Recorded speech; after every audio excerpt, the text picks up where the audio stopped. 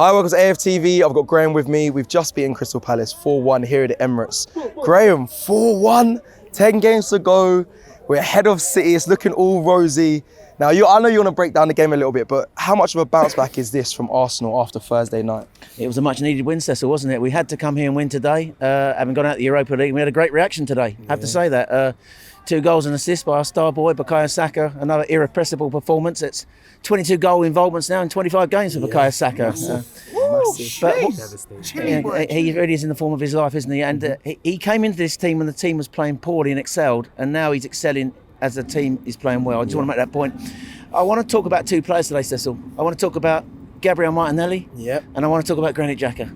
Now, Gabriel Martinelli missed the penalty on Thursday night, showed real character today, he's come back today and scored the opening goal. He's now scored 6 and 6. I think it's 13 goals in the Premier League. That's the highest number for an Arsenal player, excluding penalties, since Pierre-Emerick Aubameyang in 2019-20. Wow. So, him and Saka today, devastating, I thought, for us.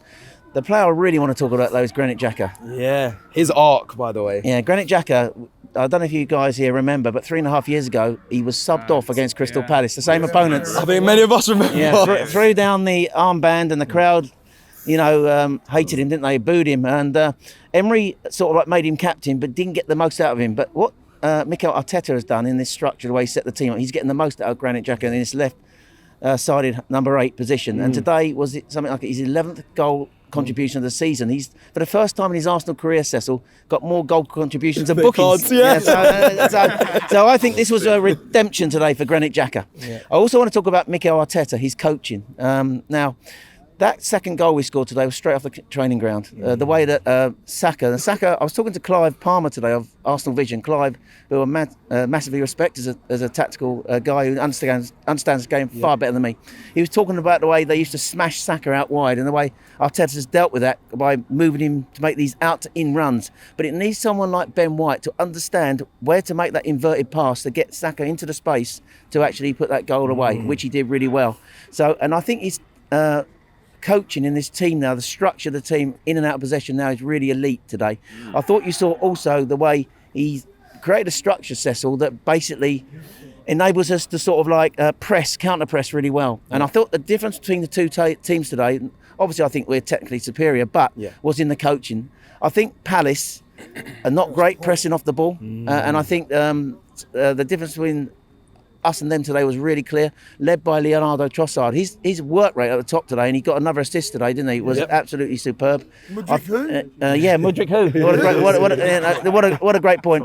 I think Palace, they had Conor Gallagher last year, and he was like a pressing machine for them. They have not replaced him, and I think you see what the result of that is. I think Palace today came with a back 4-3 in midfield. I think that enabled us to have an overloaded midfield, and we got our 5v4 up high, and when we attacked, we got our 5 attacking lanes, and we scored 4 goals against a team, Cecil, who've only conceded 9 goals in the last 10 games. So although they've not been winning games, they haven't been letting many goals in. So the fact that we got 4 today not only chipped away at that goal difference against Man City, but it sort of like showed how good we were offensively. Yeah, let me end by asking you, is it time to, bring back that fortress atmosphere to the Emirates? I know we are as fans creating that, but we've conceded a lot of goals here at the Emirates recently. We've been sloppy. Is it now time to go forward in the next 10 games to really cement the Premier League charge? Well, I hope so. I think today, obviously, Rob Holding came in, and I thought he was really solid today. But I think Palace missed a slight trick. I was talking to you before we came and did the interview that basically when Arsenal normally set up with their back 2 with a higher line, normally it's Saliba who goes to Gabriel goes to engage, and Saliba who mops up. And today, obviously, Gabriel was sort of sticking back more.